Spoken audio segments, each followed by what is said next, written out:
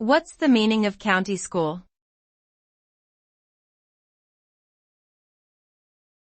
County school.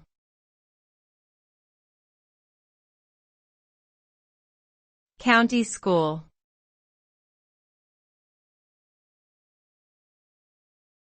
County school.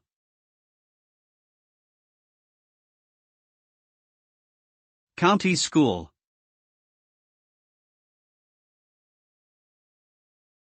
A county school is a type of public school that is funded by and located within a specific county in the United States. These schools are overseen by a county board of education and typically serve students from kindergarten through 12th grade. The quality of education provided by county schools can vary depending on factors such as funding, location, and teacher quality. In some cases, county schools may offer specialized programs or resources not available at other schools. Overall, county schools play an important role in providing education to students in their area.